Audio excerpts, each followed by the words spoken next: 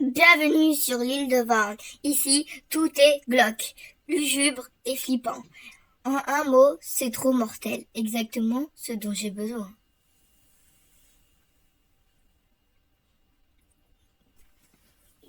Je m'appelle Sorceline. Je suis ici pour étudier la cryptozoologie, vous connaissez. C'est la science des cryptides.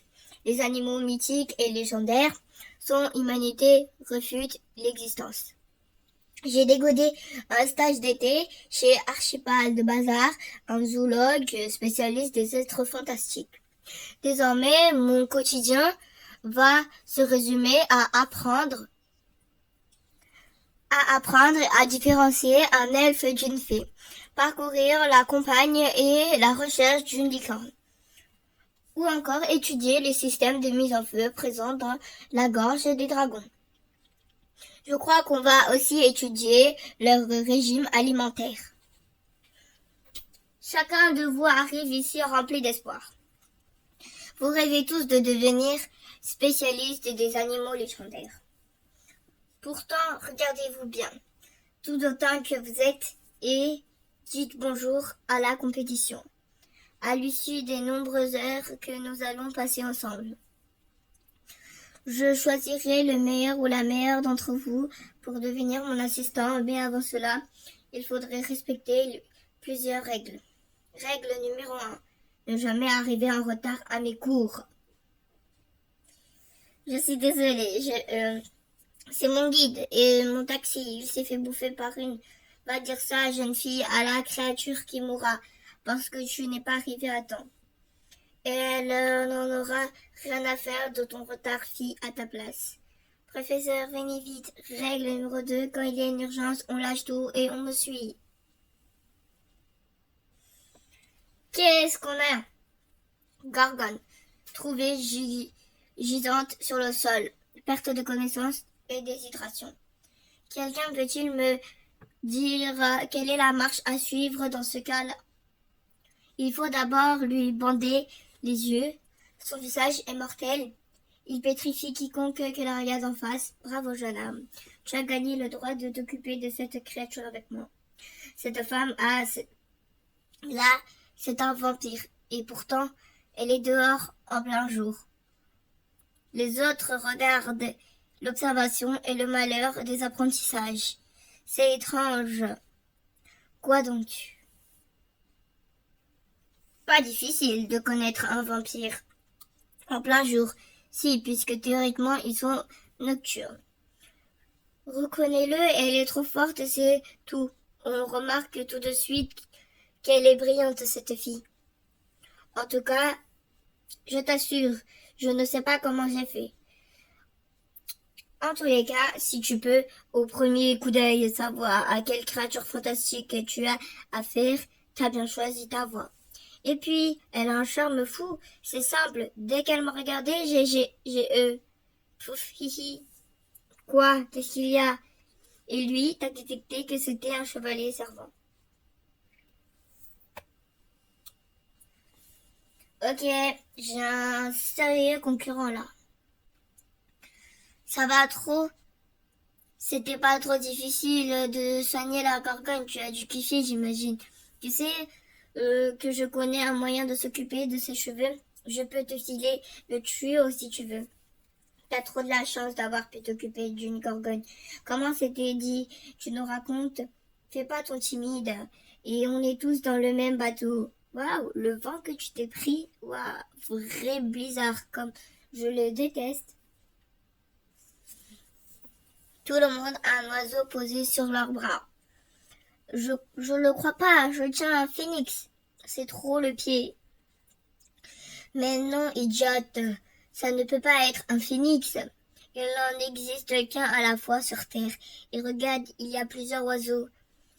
Il faudra prendre bien soin de ces bêtes. Seront utiles pour établir vos diagnostics. Quelqu'un peut-il me dire quel est cet oiseau? À mon avis, ce sont des simorgues. Ils ont un grand pouvoir de guérison. Voilà pourquoi ils nous seraient précieux. Non, le simorgue est un très oiseau ressemblant à un aigle. Et il peut être de toutes les couleurs, allant du marron au rouge. Ceux-là sont blancs immaculés. Ils ressemblent à des corbeaux un peu plus grands. J'opterai pour des caladrius. Mais bien sûr, tu as raison. Ce sont des caladrius, monsieur Balzar. Très bien, Tara. Quel toupet! Quand Balzar a parlé de compétition entre nous, il n'a pas mentionné la triche. Quelqu'un peut-il m'expliquer ce qui s'est passé? Tu es tout le temps dans la lune, ou tu es comme ça parce que tu as un béguin pour sorceline. Hein, je suis pas amoureux, arrête. Et menteur avec ça. Qu'elle soit maudite, cette Tara. Fais attention à ce que tu dis. Maudite, maudire quelqu'un, ce n'est pas un acte anodin. As-tu bien réfléchi à la portée de tes paroles? Incroyable, quoi? Eh bien, tu parles. Au menu, ils ont eu des spaghettis bolognaise. Tu les gâtes beaucoup trop. Et toi, tu es trop dur avec eux. J'y suis bien obligée, je vais en faire de bons soignants. Un peu de douceur n'a jamais fait de mal à personne. Mais davantage de crème anti-UV sur ton visage, sinon tu vas griller au moindre rayon de soleil. J'ai hâte que tes petits stagiaires m'examinent et découvrent que je suis un vampire. C'est un des moments préférés. J'espère bien que l'un d'entre eux le découvrira. C'est ainsi que je repère les grands talents. Et maintenant, on fait quoi? Balsar a laissé des instructions. Nous devons relever le destin de cette patience. Avec un caladrius, rien de plus facile. En effet, avec cet oiseau, vous saurez si un malade va vivre ou mourir. Approchez le caladrius vers le patient. S'il regarde le visage du patient, celui-ci vivra, car l'oiseau prendra la maladie du patient et s'envolera avec elle. En revanche, s'il détourne le regard, oh non, elle va mourir. Tout n'est peut-être pas encore perdu. Il nous faut du sang de licorne. Expédition nocturne après le souper, soyez à l'heure. J'ai l'impression d'être l'héroïne du film d'épouvante. C'est pas une heure pour se promener dans les bois. Je serais mieux dans mon lit. Tu sais bien que la licorne ne silicone les bois que la nuit, mais on n'y voit rien. Mais au lieu de rester groupés, on constitue deux équipes comme pour augmenter le danger. Tu ne peux pas le rater grâce à la blancheur immaculée de sa robe. En revanche, elle se déplace si rapidement qu'il est difficile de l'observer. Fais bien attention, parce qu'elle est terriblement féroce et indomptable. Par ailleurs, sa corne. Attends, je sais, sa corne est accélérée et plus dure que les pierres. Tout à fait, tu vois que tu connais des choses sur la licorne. Non, c'est parce que je l'ai trouvée. Arrête de raconter des bêtises. Elle nous aurait déjà chargés. Oh, regarde ça. Qu'est-ce que c'est? Des fadettes, des petites fées. Elles n'ont pas l'air d'aller bien. Oui, on dirait des zombies. Aïe, chut, tu vas les effrayer. On les suit. Oui, de toute façon, on n'a pas trouvé de licorne, mais elle était argue. Celui-ci, c'est Mérode. Je ne sais pas ce qu'il s'est passé. Qui a crié et que s'est-il passé? J'avançais devant et à un moment je me suis retournée et je me suis aperçue que Mérode et Tara n'étaient plus derrière moi. Et c'est à ce moment que j'ai entendu Mérode hurler. Une créature a surgi sur nous. J'ai pris ce que j'avais sur la main, mais elle s'est échappée. Où est Tara? Je vais la chercher. J'y passerai la nuit s'il faut, mais je la trouverai. Quant à vous, ramassez les prix de verre et rentrez sans détour.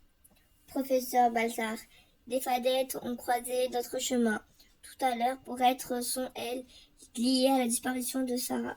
Tara, des fadettes impossibles. Elles ne sortent jamais la nuit. Mais, oh, ok, bon, on rentre alors. C'est ça? Mérode, tu dors. Je voudrais savoir, ne te fais pas des idées, hein. Ce n'est que ce que l'on croit, mais j'ai besoin. Abrège. Tu sais, est-ce que tu as vu sur Sorceline? Pourquoi? Qu'est-ce que tu lui veux? Rien, rien. Je ne lui veux que du bien. Ah ok, alors tu n'as rien à craindre de moi. Balzar a raison. Les fadettes ne sortent jamais la nuit, donc leur présence était anormale. Étrange en effet. Trop bizarre, oui. Elles doivent être victimes d'une maladie, d'envilliers, ainsi la nuit, alors que ce n'est pas leur habitude. Elles ne sont peut-être pas victimes, mais coupables de la disparition de Tara. Quoi qu'il en soit, il faut découvrir ce qu'ils rongent. Oui, bien ce qu'elles complotent. Cela ferait un très bon sujet pour notre exposé de fin de stage et une superbe enquête policière aussi. Le lendemain matin. Non, toujours aucune trace de Tara. Snifr. Pour le moment, je devais prévenir sa famille de ne pas céder à la panique en vous renvoyant chez vous. Ouf. En attendant, nous avons du travail. Nous allons préparer le remède à base de sang, de licorne pour de la gorgone. Alcide, tu viendras avec nous ce soir, on va. Ok. Bah attends, je ne t'ai même pas dit où on allait. Ah, lui, il est prêt à te suivre au bout du monde. Connaissez-vous ces fluides, les enfants? C'est un liquide biofuge. Il n'aime pas les vivants. Il permet de vérifier si une substance est biologique ou non. Quand j'y plonge un caillou, voyez, il ne se passe rien. En revanche, si je verse du sang de licorne, il n'aime pas ça. Il a détecté du vivant. Oui là, je n'ai pas dit de commencer. Ce n'est pas du sang de licorne, monsieur Balzar. Je sais. Il n'y a que le chair humaine pour provoquer un bouillon pareil. Pourtant, c'est juste un bris de verre qu'il y a dedans. Un de ceux qui étaient à l'endroit où Tara a disparu. Que dis-tu? Non mais franchement, s'amuser alors que l'une de nous a disparu, vous n'avez pas honte? Elle est peut-être morte et tout le monde s'en fout, à commencer par vous deux. N'importe quoi, ne l'écoute pas. Va au diable. Oh là, calmez-vous. Visiblement, les esprits sont taquins et chagrins. Ce matin, je vous laisse quartier libre le reste de la journée. Cela me permettra de poursuivre mes recherches. Arlène, tu viens manger? Tu auras dû venir avec nous, on a passé une excellente journée. Ouais, bah elle aurait été moins bonne si elle était avec... Sorceline, regarde, il y a encore des fadettes. Alcide, viens. On a vu assez de créatures fantastiques aujourd'hui. Pourquoi courir après ces fadettes? Elles sont sûrement responsables de la disparition de Tara. On ne peut pas le laisser filer. Mais non, elles sont plutôt atteintes d'une maladie étrange. Nous devons découvrir ce qui les ronge. Non, mais vous êtes sérieuses, là, tous les deux? Alors, elles sont où, vos bébêtes? Elles ont disparu. Tu fais trop de bruit, tu les as sûrement fait fuir à râler tout le long du chemin. C'est étrange. Je sens leur présence sans les voir. Il faudrait rentrer parce qu'il est bientôt 23 heures. Ça fait des heures que nous vous cherchons partout. Où étiez-vous, les enfants? Nous nous sommes fait un sang d'encre. Rendez-vous compte, j'ai cru que tous mes stagiaires avaient disparu à part Mérode. Et que vous me faites cette teuf. Calme-toi, Archibald. Grm. On peut savoir ce que vous avez fichu tous les quatre? Nous quatre. Ne me dites pas que...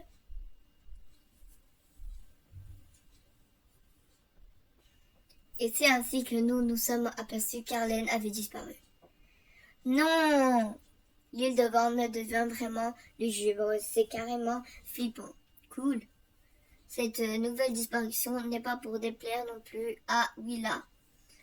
Tu as vu, ce sont les mêmes brilles de verre que ceux qui étaient sur les lieux de disparition de Tara. Je me demande si Arlène était là quand nous sommes passés la voir tout à l'heure, juste avant que l'on ne repère les fadettes. Elles sont toujours là quand quelqu'un disparaît. Moi, je ne pense pas qu'elles soient les coupables. Peut-être, en tous les cas, elles sont suspectes. Sinon, comment expliques-tu quelqu'un qui disparaît au beau milieu du champ des fleurs? Les fleurs, mais oui, ça y est, j'ai la solution de l'énigme. Chut. Les filles, où allez-vous? Chut. Les enfants, qu'est-ce que...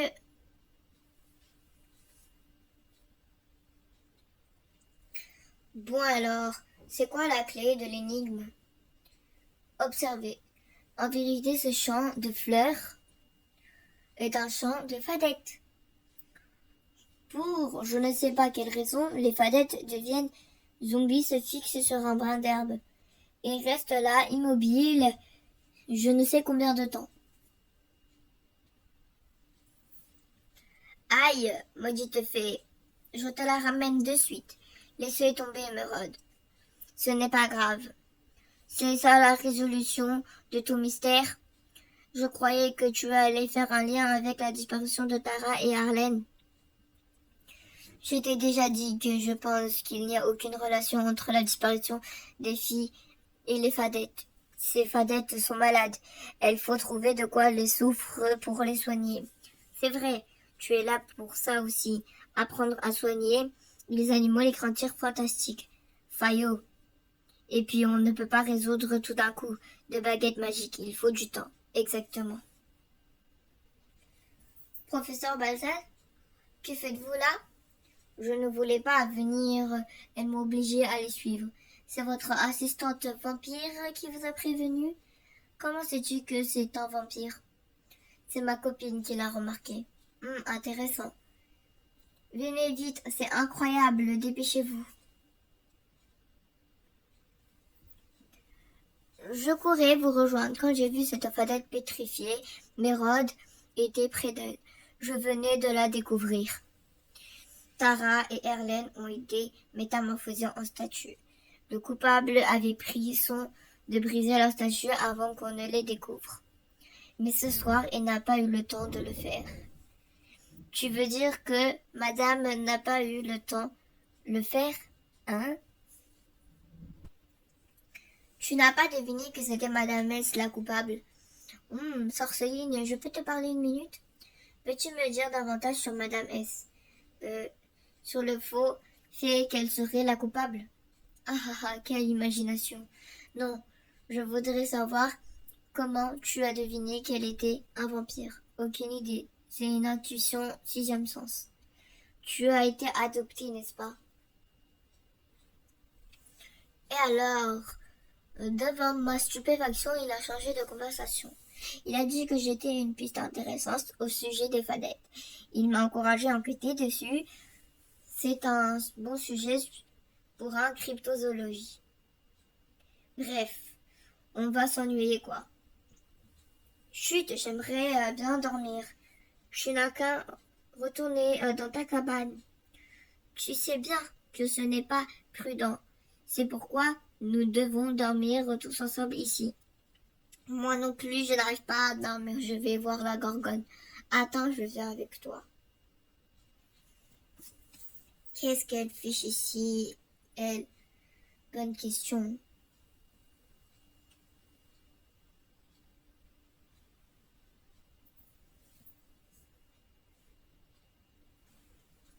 Ça y est, j'ai trouvé. Regarde. Tu te souviens, il y avait des caladrius devant le champ rempli des fadettes. Les pétales de ces fleurs sont identiques aux ailes des fadettes. Et alors? Quelque chose attaque le cerveau de la fadette et le transforme en zombie. La fadette hypnotisée va ainsi grimper sur les brins d'herbe, s'installe en haut et attendre des heures qu'un caladrius vienne l'avaler. Et est-ce que le caladrius est devenu maléfique? Est-ce qu'il a exercé un pouvoir sur la fadette? On peut réfléchir tout ça demain. Réveillez-vous. Je sais bien que les nuits sont courtes en ce moment, mais nous ne devons pas pour autant négliger nos créatures. Des œufs de Caladrius vont éclore. Il faut être présent pour s'occuper des poussins. puisque je dis qu'on les a vus, mais Rod et moi, on n'est pas bigleux tout de même. Impossible. Madame S devait pratiquer une saignée sur cette gorgone. Voilà tout. Quoi? Une saignée, c'est un terme ancien désignant un prélèvement sanguin pratiqué sur un malade afin d'améliorer son état. Piti, piti, piti.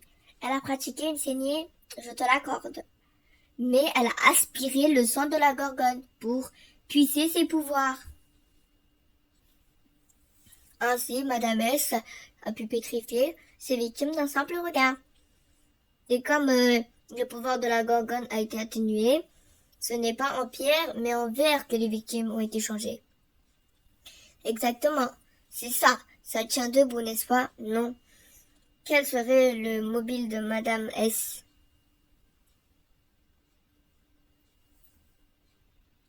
Tout le monde se demande pourquoi un serpent est sorti d'un œuf de Calandreus. C'est très étrange, en effet. Mais je viens de réaliser quelque chose d'encore plus angoissant. Qu'elle soit maudite cette Tara. Va au diable. Aïe, maudite fée. C'est que toutes les victimes changées en statues de verre par la créature ont été maudites par moi. Qu'est-ce que tu fais là? Je t'ai cherché partout. Si j'ai provoqué cette transformation, suis-je humaine? Se pourrait-il que je suis une cryptide? Billa est perspicace. Elle finira par trouver que c'est moi la coupable.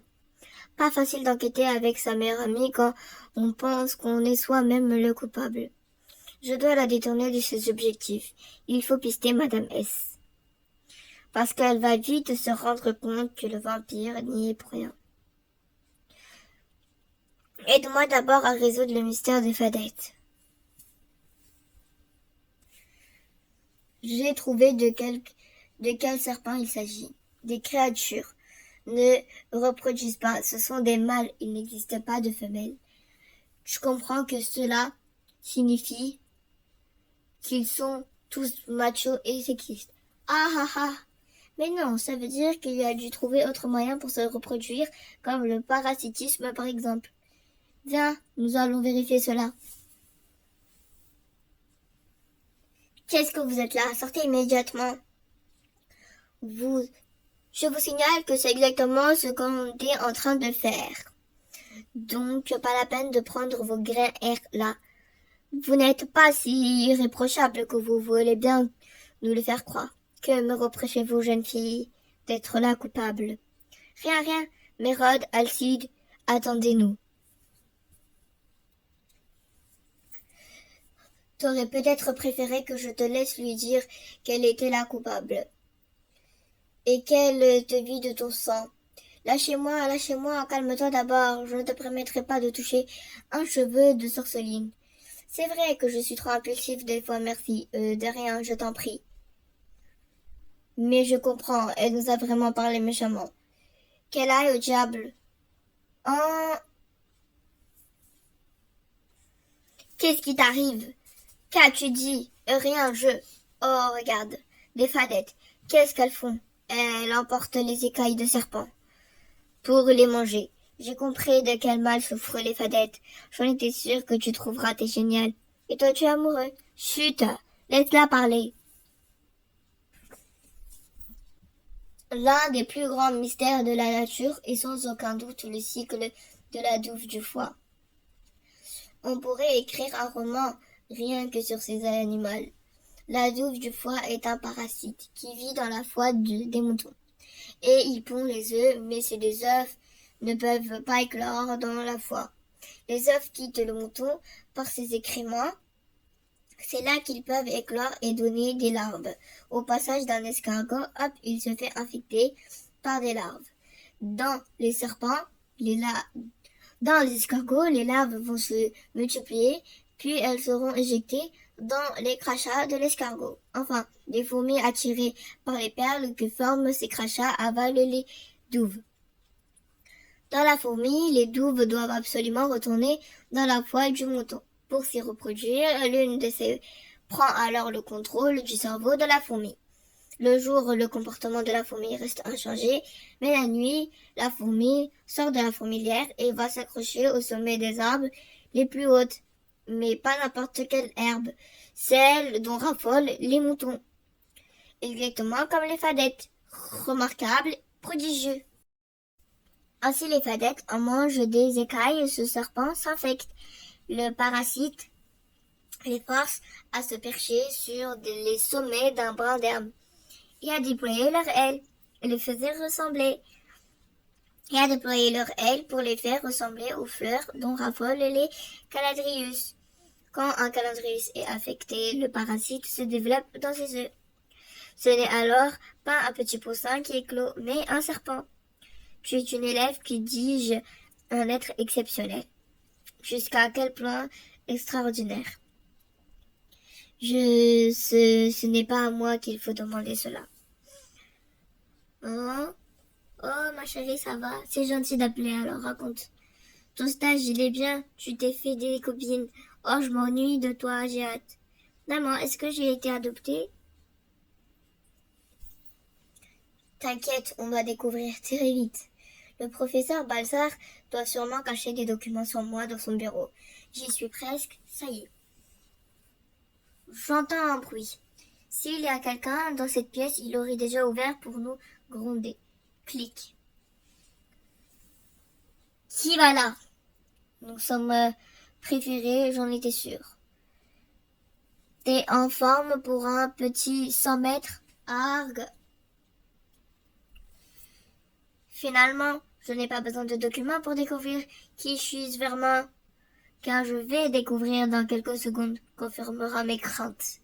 Il existe au moins une partie que je ne maîtrise pas et qui transforme l'être sous l'effet de la colère. En d'autres termes, je suis cryptide.